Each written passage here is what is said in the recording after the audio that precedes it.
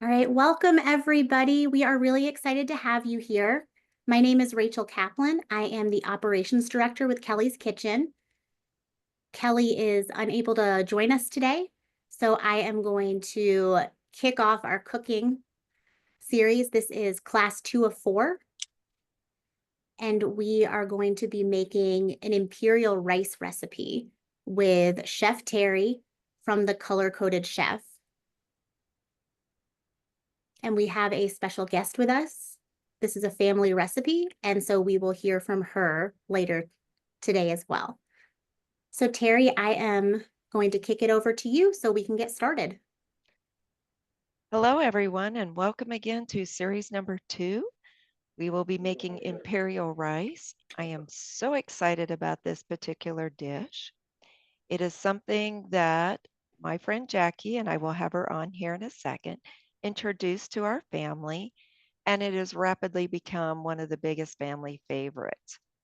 So what we're going to do for everyone who is new to this series is we always walk through the ingredients. We are also going to walk through the supplies that we need.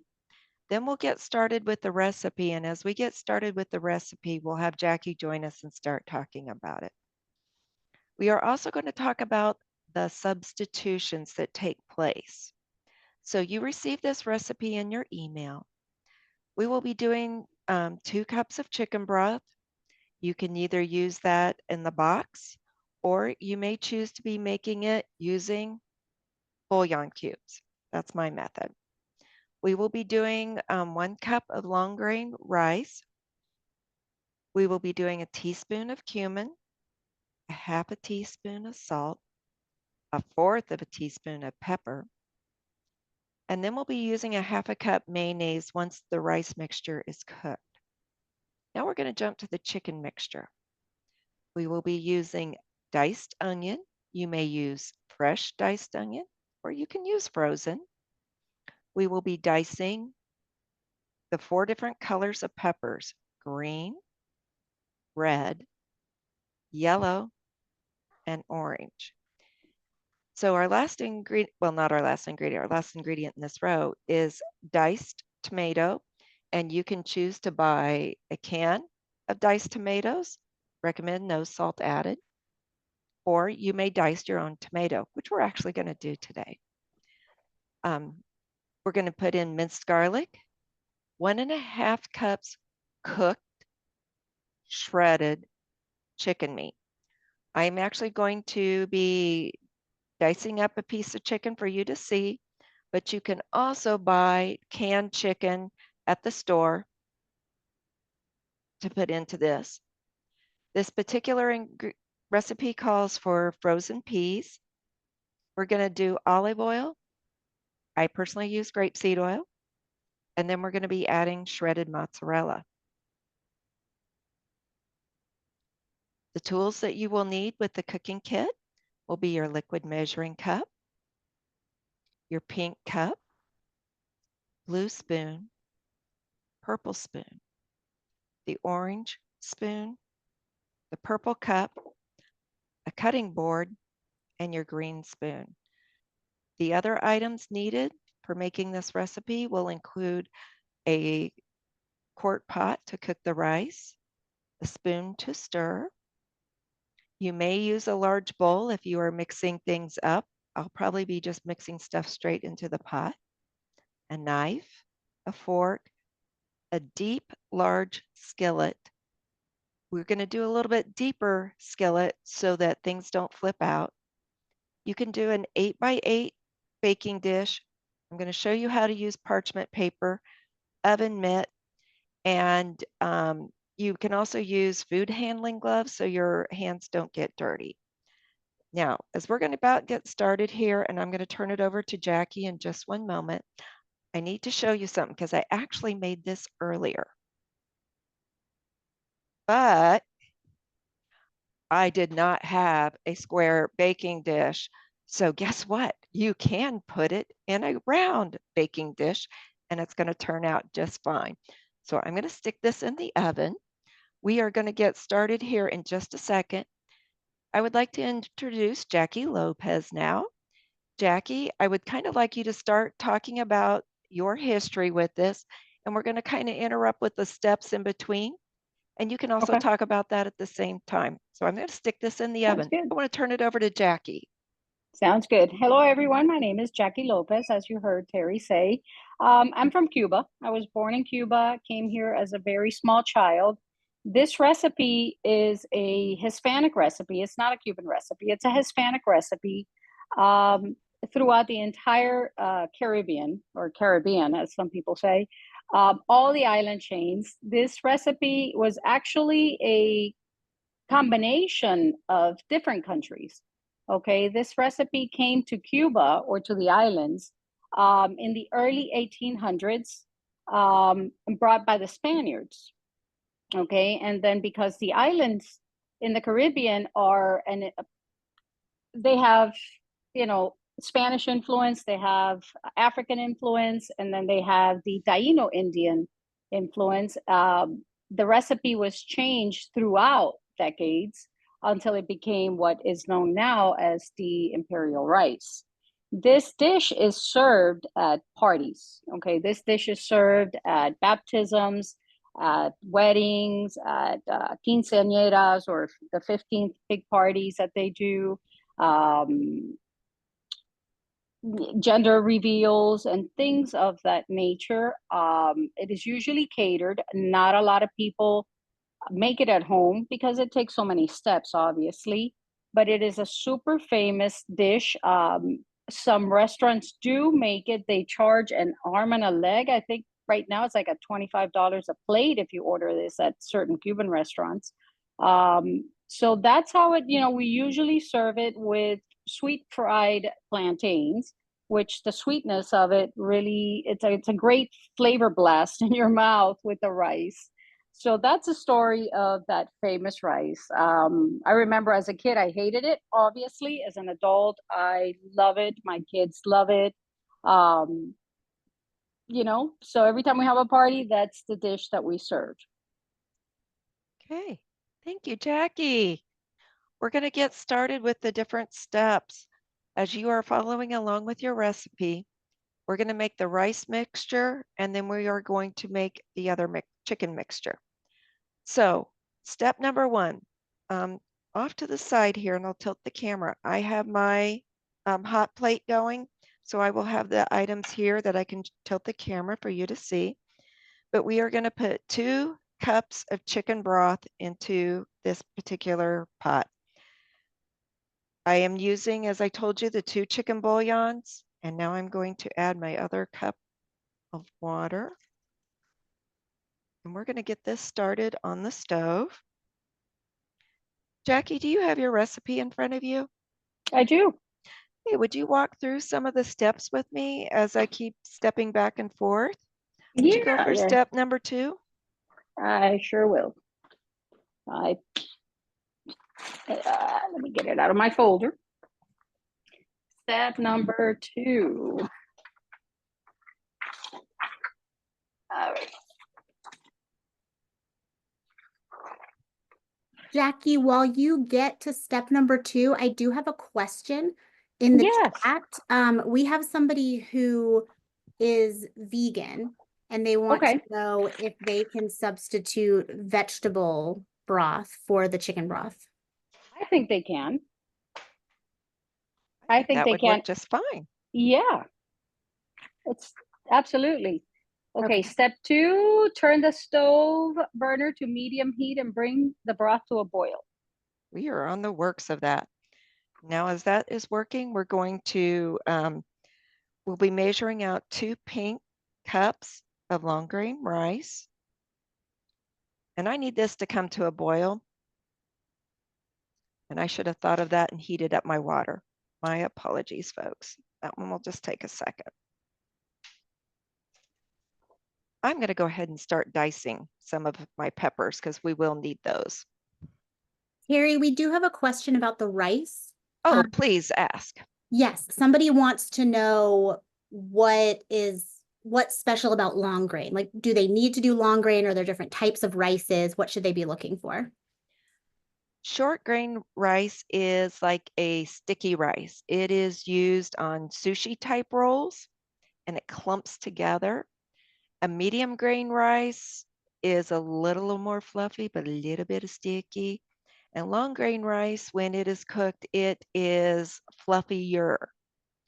Now, another option you might have seen out on the market is minute rice. And it has its time too, especially if you are in a super big hurry, you can cook minute rice. It tends to be fluffy also. So it is something that you can use. I am going to actually rinse my long grain rice here because that is just a step that should happen. And I'm going to get ready to do that. So excellent. Thank you so much for bringing that up, Rachel. Great, thank you. And I know, Terry, that you shared an infographic that you found that Yes. shows the different types of rice. I Yes, ma'am. will make sure that people have that in their email. When this Okay. video gets posted, we'll also send that image so people can see those differences. Oh, thank you so much for doing that. And I am not taking claim for that graphic. Another person did it. They did it well. Okay. So I am going to go rinse my long grain rice. I wish there was a way for me to show this to you, but it's going to come out, it's white rice, but you're going to see the water turn whitish while I rinse it.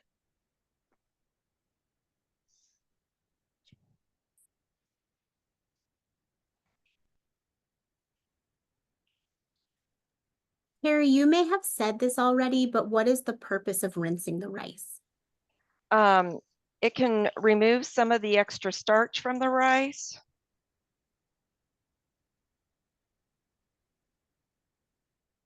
It just, if you've ever cooked rice and you notice it gets really cloudy in the pot, that's what I'm removing.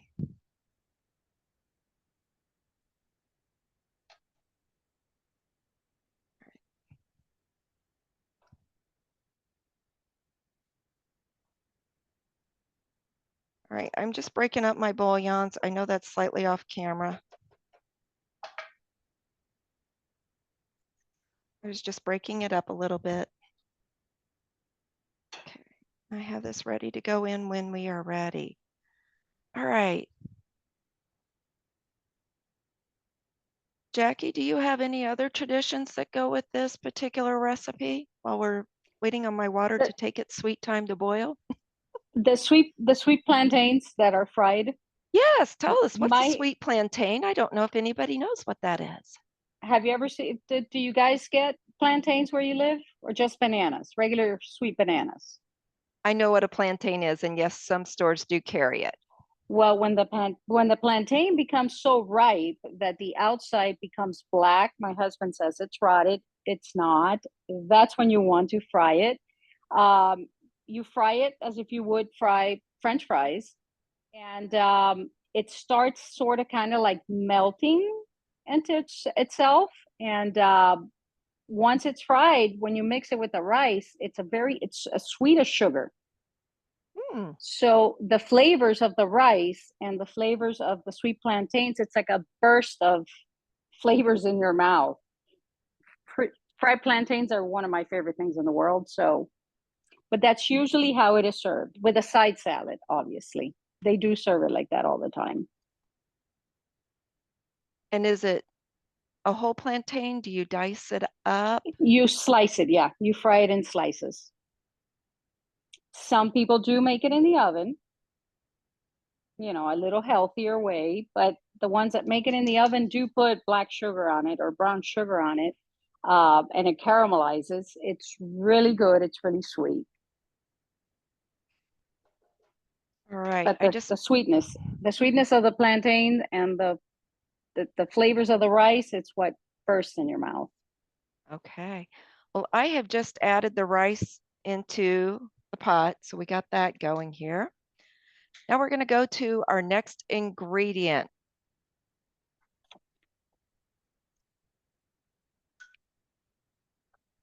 And I mix these ingredients in with the rice while it is cooking. I know other people add the ingredients after it is cooked. Both work. Just saying.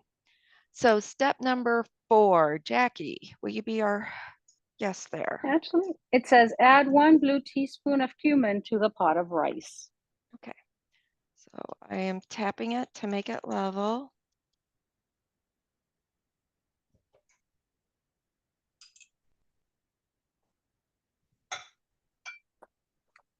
And then our next ingredient.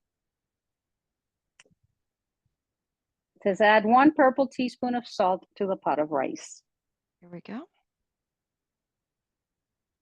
Harry, we have a question in the chat. Somebody wants to know if cumin is spicy. Jackie, you want to take that one?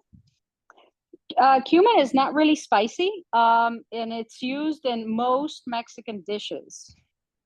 It's that it gives it a very specific flavor to it. But spicy, no. And I would agree with her. It's far from spicy.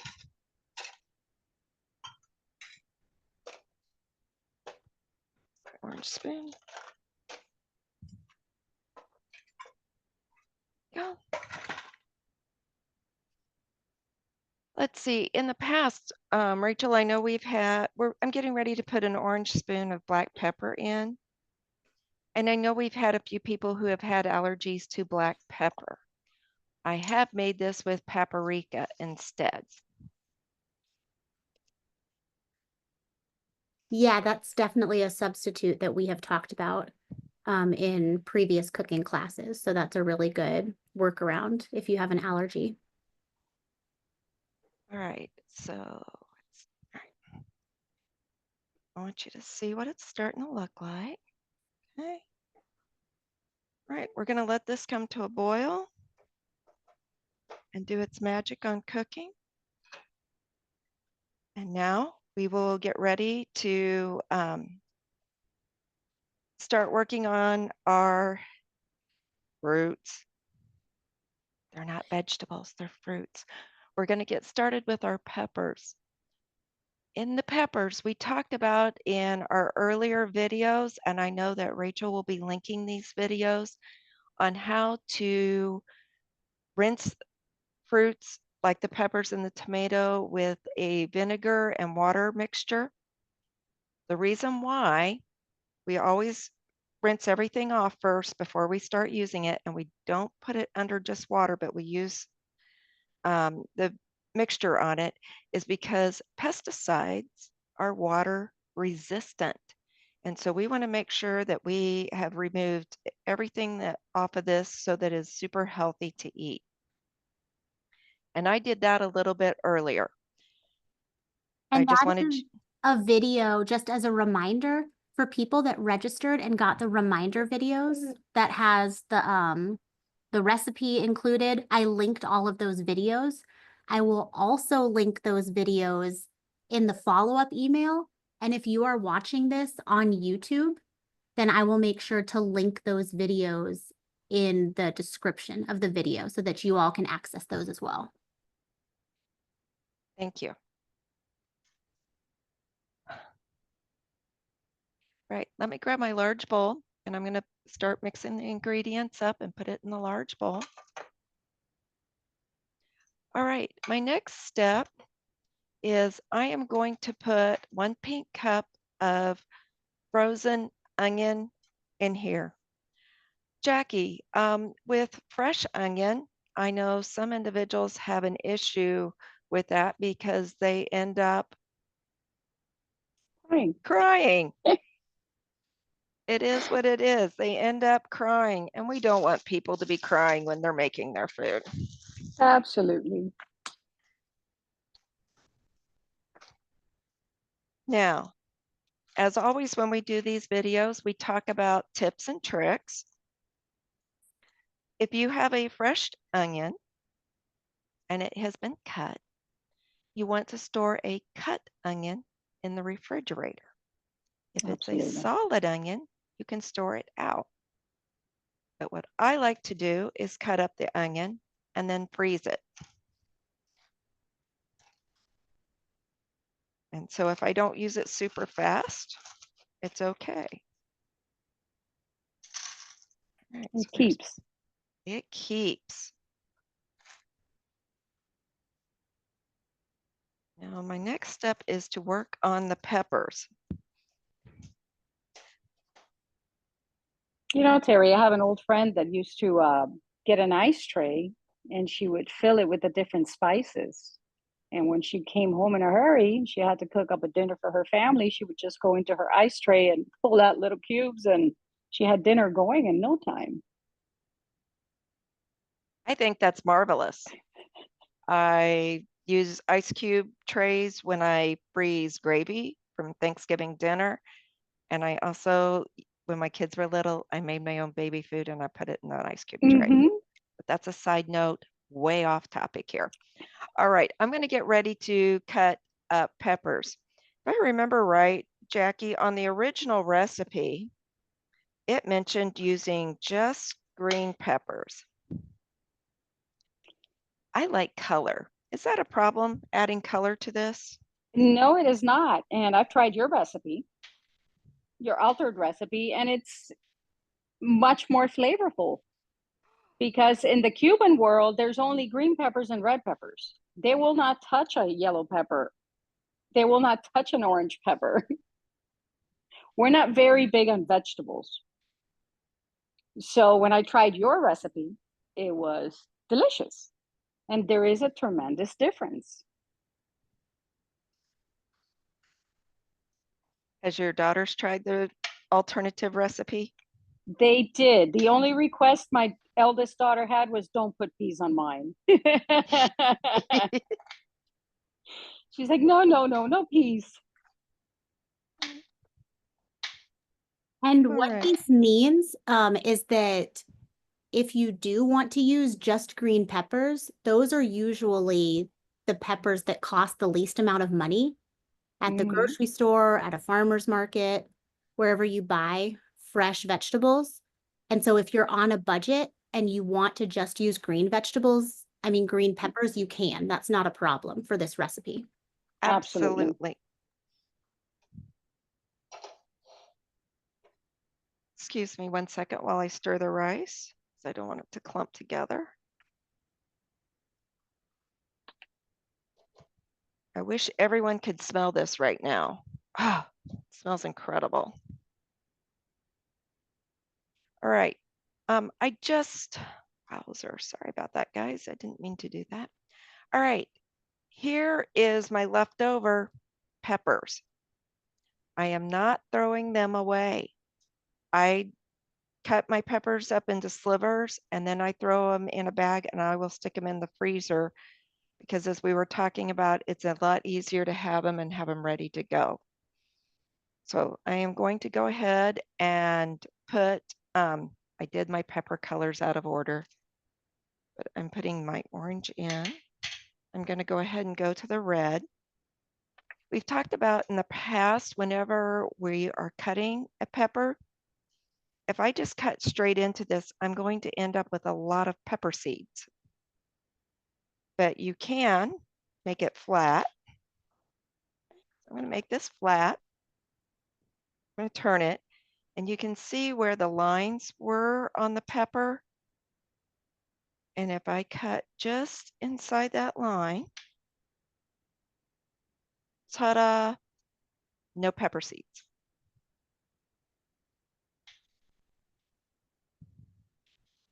Harry, we have a question. Can you eat pepper seeds?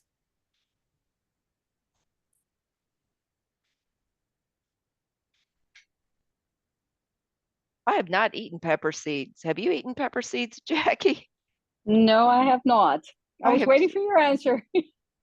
like, I haven't attempted to eat a pepper seed. I think that might be your Google alert there in the background to do us a double check. I personally would not be eating them. Let me check so that I don't give you all information that could make you sick. Agreed.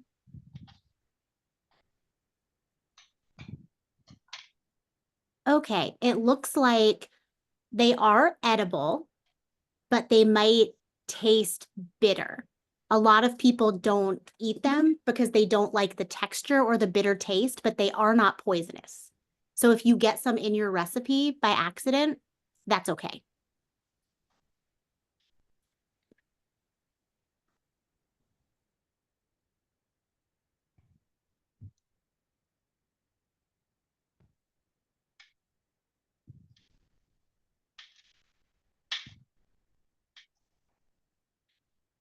I think you can see I am actually laying the pepper side, the outside skin down when I am cutting.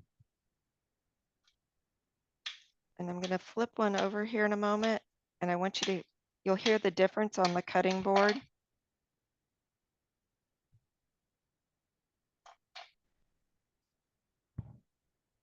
And this is all about my control of using a knife.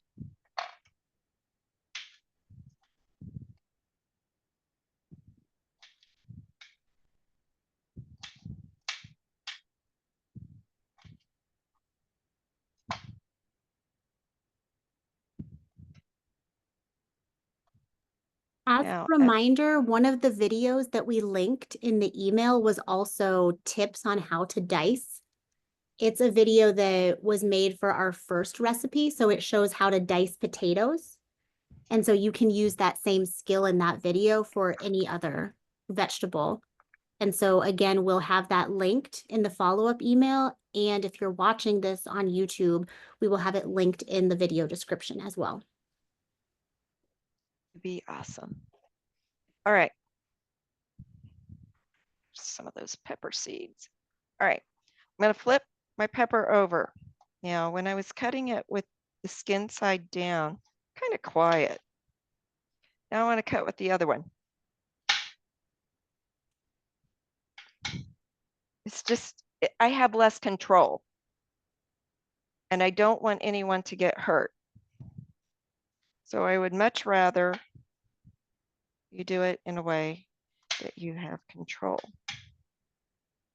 Now, one of the things, and I can get it out here, is what if you don't want to be around a sharp knife, or you're sharing this activity with someone who should not be around a sharp knife?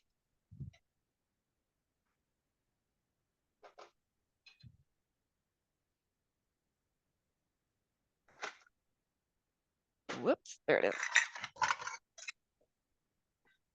We always have That is my favorite utensil. the kitchen cutter. It does come with the kit. And guess what? It just rolls right through this. And that's safety part, very similar to a tool that we recommend as well, a rocker knife. absolutely. I was about to say that. Yes, and we have that linked on our Kelly's Kitchen website, and we do have a how-to video of how to use a rocker knife on our YouTube. So again, I can link that and send it out. Because we want to make sure as many people as possible can make this wonderful dish. All right.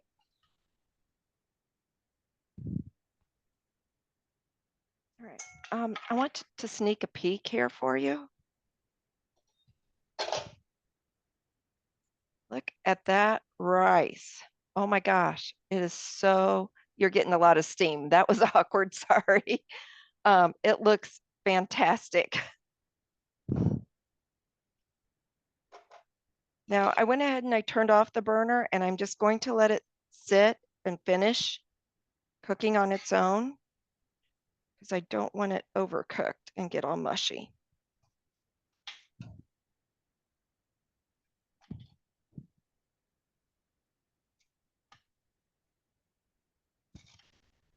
Jackie, while I am chopping up this last pepper, I believe you said that in the original recipe that sometimes they serve this with a type of pork recipe. Would you Yes, explain that? absolutely. The spare ribs, the pork spare ribs, they're marinated with a whole lot of either sour orange and or lemon, a lot of cumin, and a overload of garlic, usually smashed garlic. It's the difference in flavor, and that gets marinated with salt, and then that gets fried. until it's a very golden brown and crispy fried. And again, the different flavors in your mouth just burst. And we used to do that a lot when we used to have game night, and different different nationalities would cook together. And it was always, it was always a real good sit down dinner for everyone. Okay, this wasn't fair. I knew about how much pepper I needed to put in, so I had cut it off and I went ahead and put it straight into the bowl. I didn't measure it. I made this recipe a few times. My apologies for not demoing that measurement. Oh, sorry.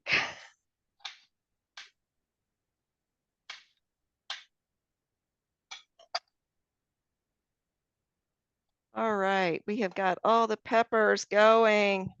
We have onion in here. We are getting ready to put it into the pan.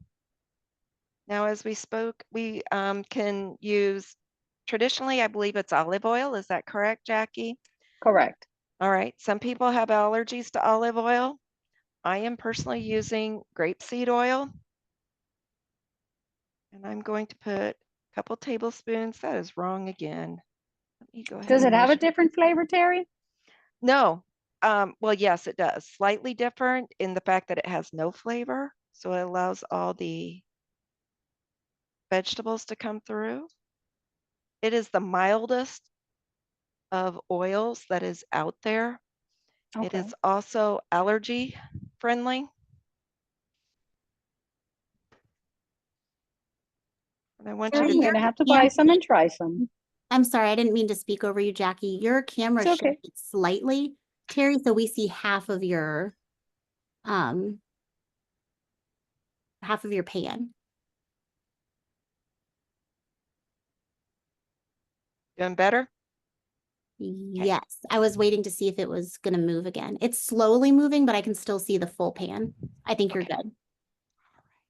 You're good. Thank you. I'm sorry, Jackie, what were you saying before? I said I'm gonna have to try that grapeseed oil. I've never cooked with it, so.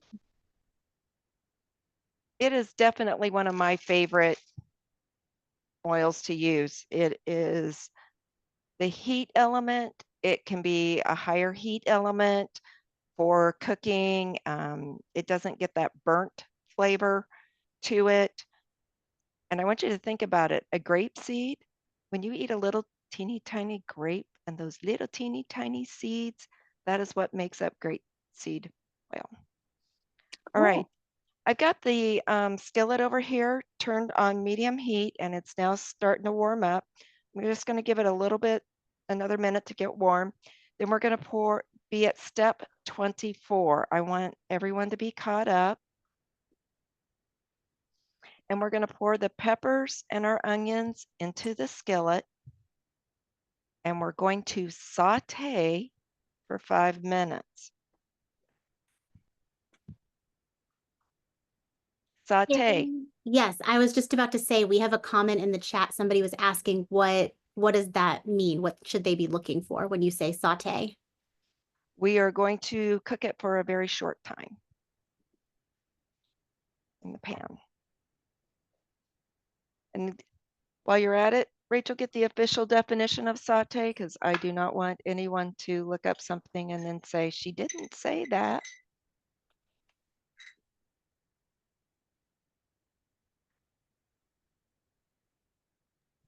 Let's see. So saute is to fry quickly in a little bit of oil or hot fat. So it's high temperature for a short amount of time.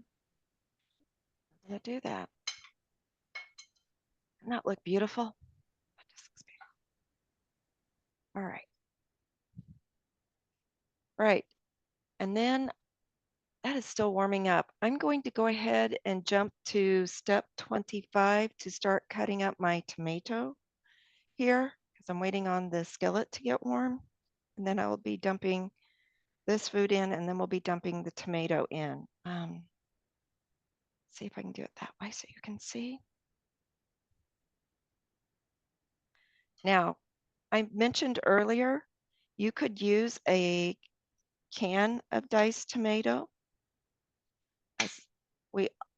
I always suggest, there's not a I always suggest using tomato that has no salt added. This is good for people who happen to be watching their salt because they're a diabetic, or they're just watching their salt intake in general. It is easier to add salt and a lot harder to figure out how to take it away from a recipe.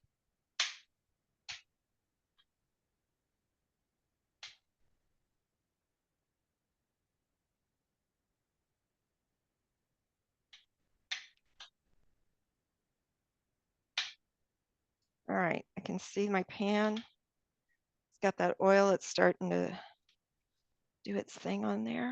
I'm going to put this in.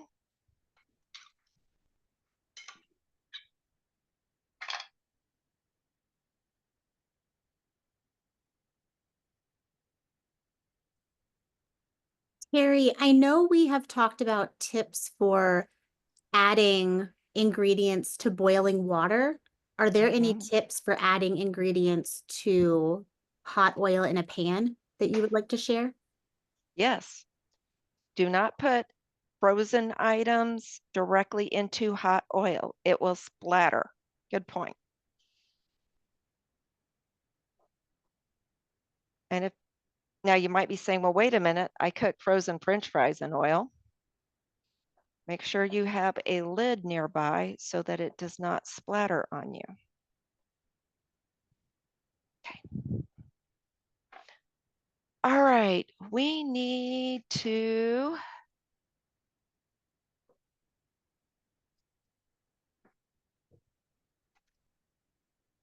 all right, I am looking for a very specific piece of information here. It's a half cup of the diced tomato.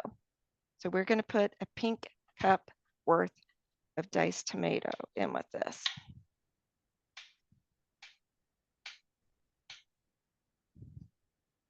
I'm just going to bring this up. Some tomatoes, I'm going to bring it up to the camera, are going to be meatier and some are going to have more liquid. If you happen to have grabbed a tomato that is definitely meatier, you might want to eventually add just a tad bit of water to the recipe so it's not so dry.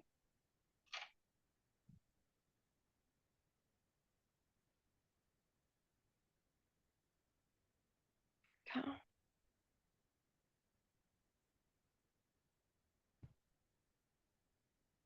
That half cup usually turns out to be about a half tomato. Jackie, I know that you can answer this one.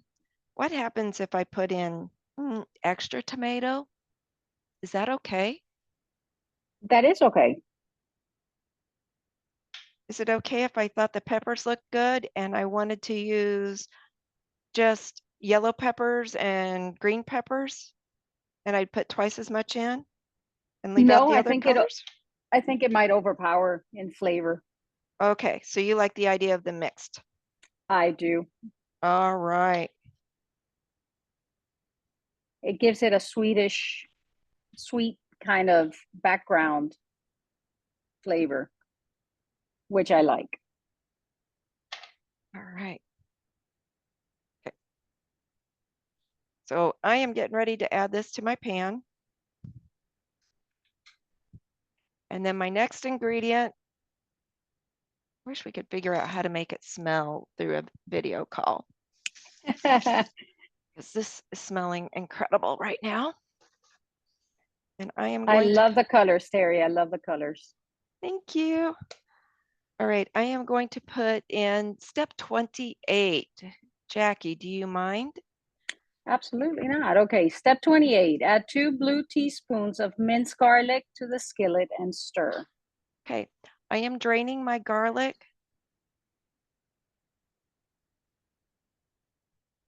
Put it in. All right.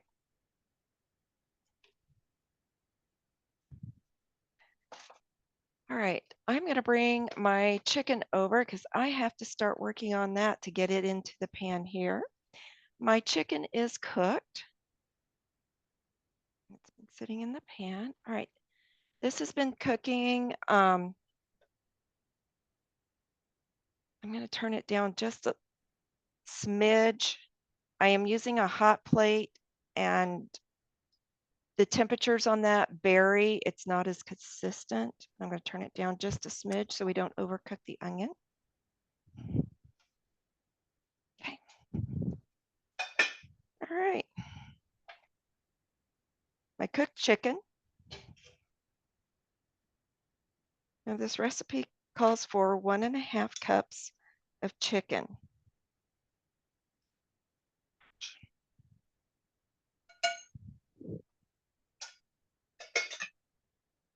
Right.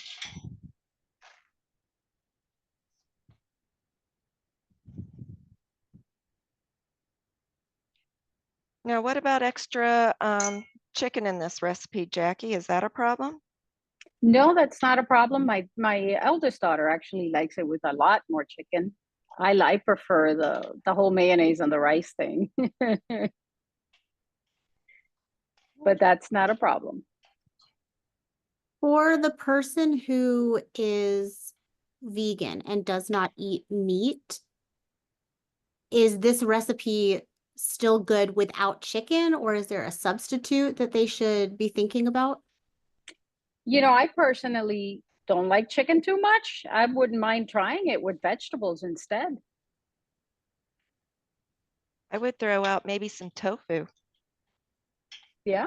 My younger son likes tofu cooked with different spices on it. So I know cumin he would just go for that. Mm-hmm. Maybe another video for the vegans.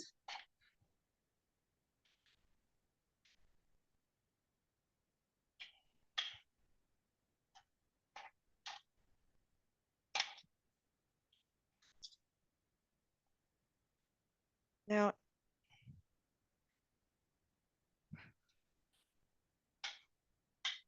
I am trying to dissect the chicken so that it is super small. Nobody gets a large piece.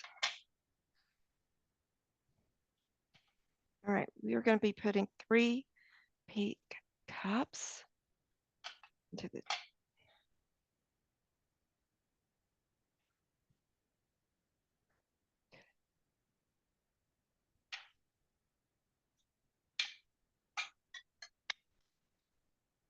So when I'm in the store, or how I figure it is, 1 chicken breast is usually about 1.5 cups to 2 cups of chicken.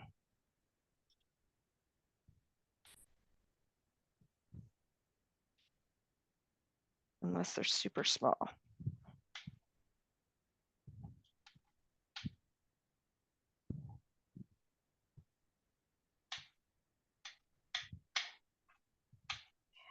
I'm gonna put the whole thing in.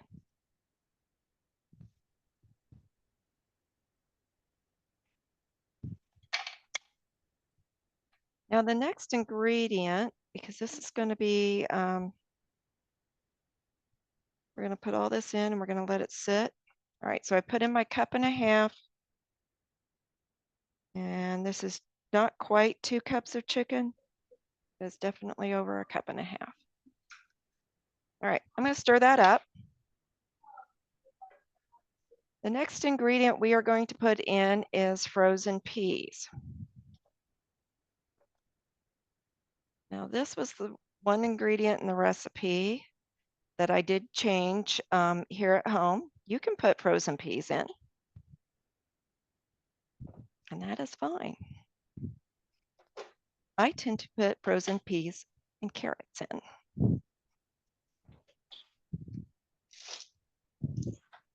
So I'm not being traditional here. I understand that, Jackie. I get it. That's great. I love it. Dish has been changed throughout history so much that I don't think it has an original anymore. Put that in there.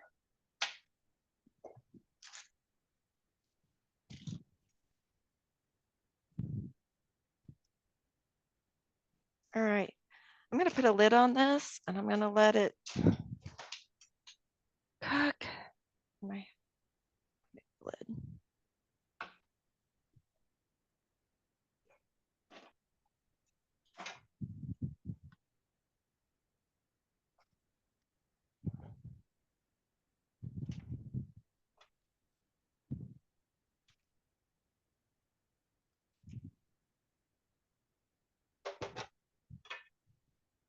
Okay. Alrighty. That is happening. We're going to let this finish cooking. All right. Then we'll turn the stove off, which right now is my hot plate. I already have the oven on at 350 because I have the previous dish that I made in the oven. And I'm going to peek at that. And then we're going to jump into getting ready over here with the rice mixture and the layering. Let me move this out of the way.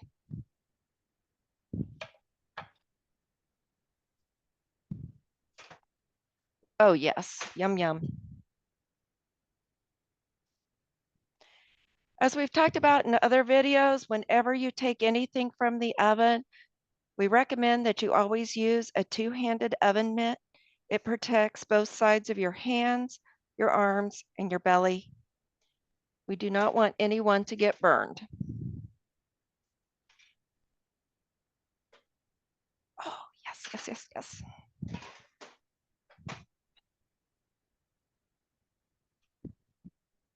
All right. Our next step here is we're going to add 1 pink cup of mayonnaise to the rice mixture and stir.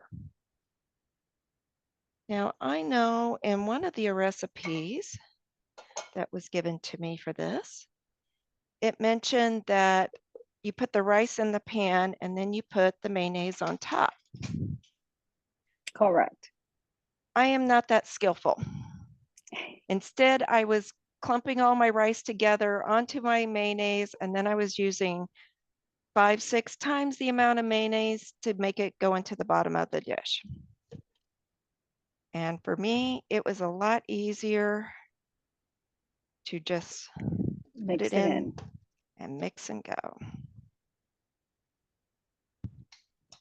Carrie, for again, the people who are cooking this that are vegan and don't eat mayonnaise, what is something that they can substitute? I know there are substitute mayonnaise out on the market. Mm-hmm. I know that there's one that I've seen that is made out of olive oil instead of eggs. I know it exists out there. I have not personally cooked with it, so I cannot give a recommendation on that, but I just want to, I know it's there. I'm going to go ahead and put that in.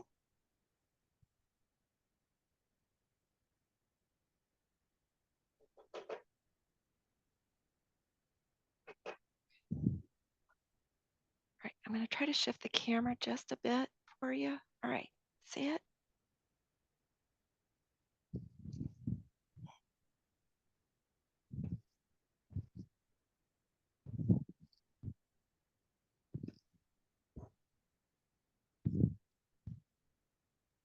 My Carrie, rice, we have a question about the rice.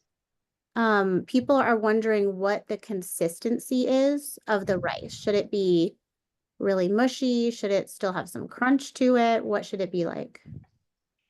It is not crunchy. It is not mushy. It is, it separates. It was fluffy when I was stirring it. And then when I added the mayonnaise to it, by the way, great question. I'm going to come up here. It now holds together with the mayonnaise.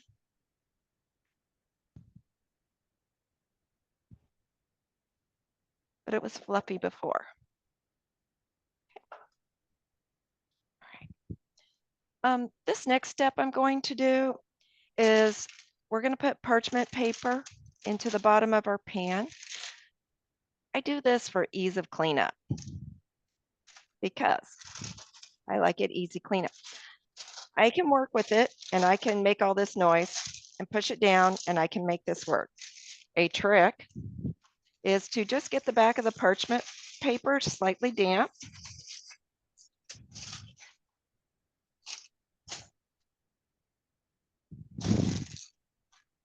Now, look at that. Now it It behaves. holds. It behaves. It behaves exactly the way I want it to behave. All right. Now, you could use food gloves and put this rice in. It's quite warm. So right now, I don't want to use food gloves on it. I'm going to use a spoon. That's ready to turn down.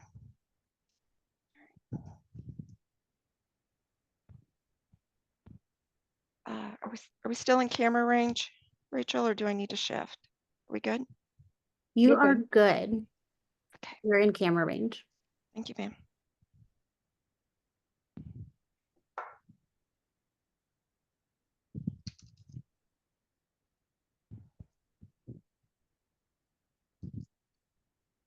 Now, if you have a deep dish, you might want to put 3 or 4 layers of rice and your meat in here.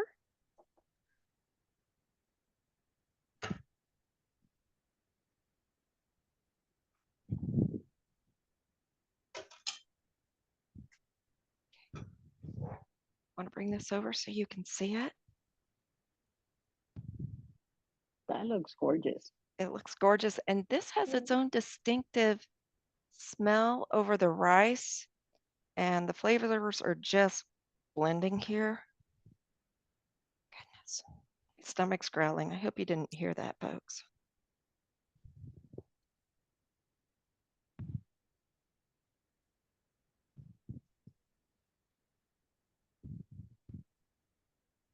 So Jackie, how many layers of mozzarella do you put on yours?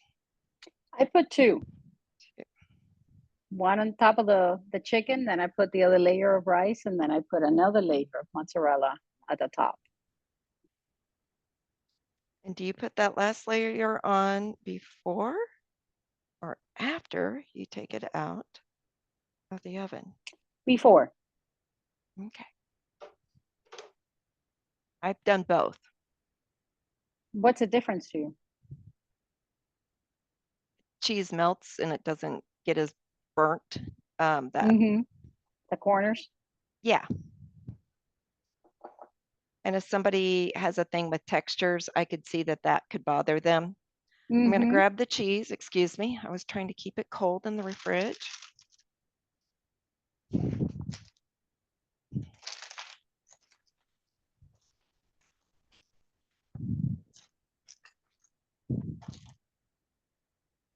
I'm going to sprinkle it on top.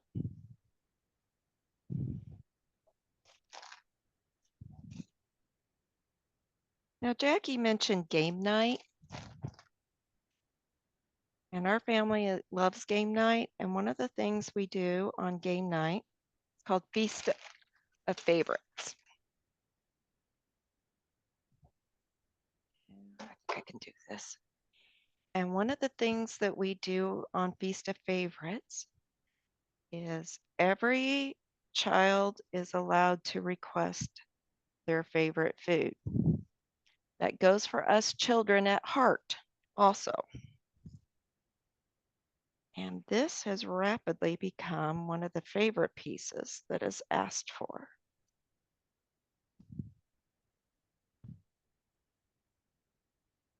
Go.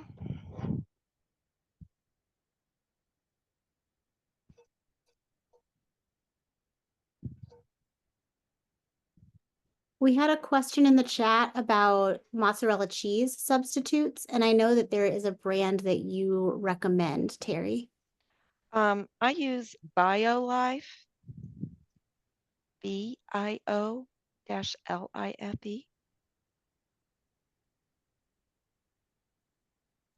But I will admit that when I use that, I tend to put my mozzarella on very sparingly because it does cost a little bit more. but I want to make sure I have the flavor.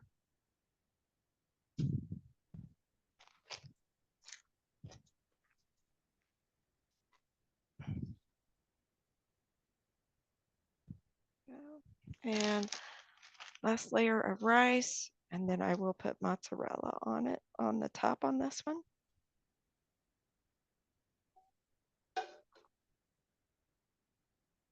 Now, one of the things I will say with when I do the canned tomatoes is this has a lot more liquid in it. And you may want to put a baking sheet, cookie sheet type thing underneath this when it goes in the oven, because you don't want anything to boil out and drip out.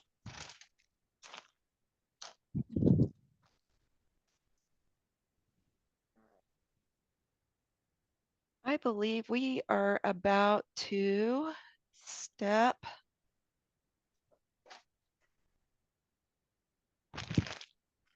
43, where we are going to put this in the oven and we are going to let it cook for 30 minutes. And I love being with you, but 30 minutes is a long time to wait. So if you remember, I went ahead and I cooked a dish, and I am going to scoop that out so that you can see it here in just a second.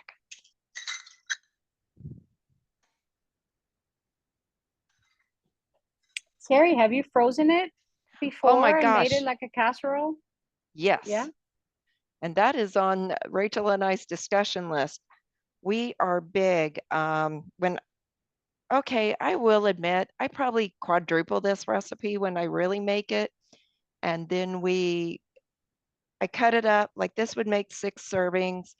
I cut up all the different servings and I put them in freezer type containers to go into our freezer so it doesn't get freezer burned. And my son will come home from work and grab it and we'll warm it up and it's good to go. I am a type of person, I do not microwave plastic. I tend to cook on the stove, and if anything is microwaved, it is moved to a glass dish. All right. Now I'm just gonna, ouch, it's warm. Let people know that when I put that in the oven, that from where the ingredients were cooked, the bottom of the dish was warm. It wasn't hot, but it was definitely warm.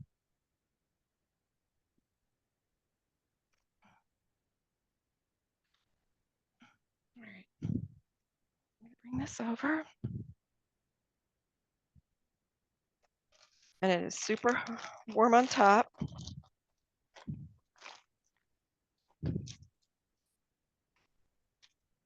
And you can see where some of the cheese has come through. I hope you can see that. Well, I will shift it so you can see it.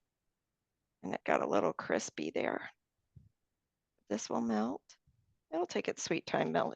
It's not an instant thing, or I could pop it in the oven for just a minute or two.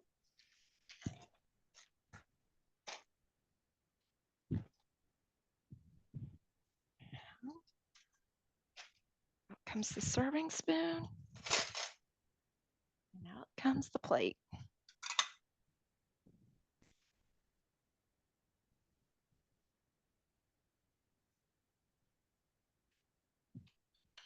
Making it in the round dish, it makes it serve more like a pie. Love it. Ooh, that looks good. Oh, look, God, it smells incredible. There we go. So I'm gonna bring this up to the camera. You get to see all our colorful peppers, the peas, the carrots, the chicken, and then you can see the melted cheese in there. Wow. I am so hungry. This is not fair. Cooking demo, Rachel. Future note. I am so hungry. Oh my gosh, I hope you guys don't hear my stuff. We always choose mealtime to make these. I know we do. All right. Well, I have the other dish in the oven and it will be done in 30 minutes. Is there any other questions that we had out there, Rachel? We do. We have a question that came in earlier that I overlooked, but I see it now. Um, there's somebody who wants to know why you have to add so much water for the rice when you're boiling it. It seems like it's too much. And I didn't know if maybe you wanted to talk about that. Excellent question. Excellent. So rice, I'm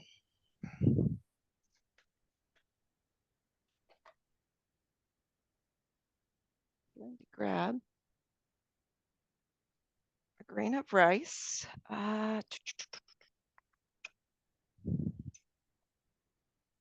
I want you to see the grain of rice.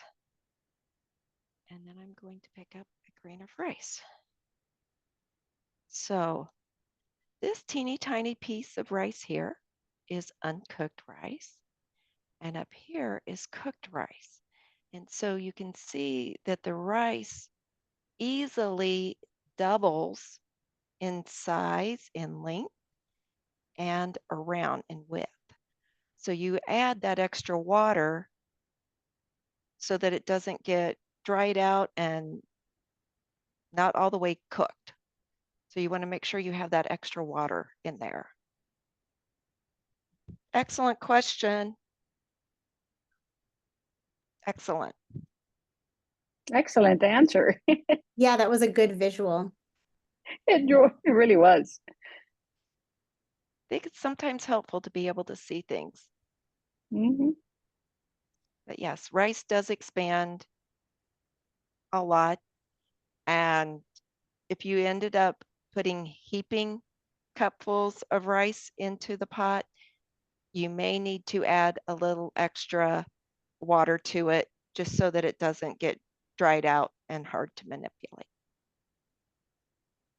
All righty. Rachel, are there any other questions out there? We do not have any other questions. Nothing's come in for me. I think Okay. everybody's just watching the clock, Hungry. waiting for those 30 minutes to be up so they can eat. I agree. First of all, I need to say thank you, Jackie, for sharing this wonderful family recipe with me to start, and then allowing us to put it in the color-coded chef cookbook. It has, as I said, become a family favorite. We love having it. So Thank you, Terry. I appreciate you completely here that you did Thank you. this. Thank you for making your own thing too. It looks wonderful. I can't wait to try mine. I made it earlier through your recipe. I can't wait to try it. Excellent. So, and thank you for being with us today, Jackie. Thank you for having me. And I appreciate the closed captioning and the ASL interpreter. Absolutely. And our next cooking class for this series will be in August. So on Tuesday, August 5th at 4:30 p.m. Eastern. And we will send reminder emails, we'll post on social media and make sure that if you are registered, you are reminded about it. And if you have not registered and would like to join us, that it is very easy for you to do that as well. So thank you, Terry, for facilitating this cooking class. It's always fun. And we will see you guys in a couple months. Thank you, That's Kelly's good. Thank Kitchens, for you. hosting. Yeah, thank you guys. Thank All right. you. Bye-bye. Bye. Bye.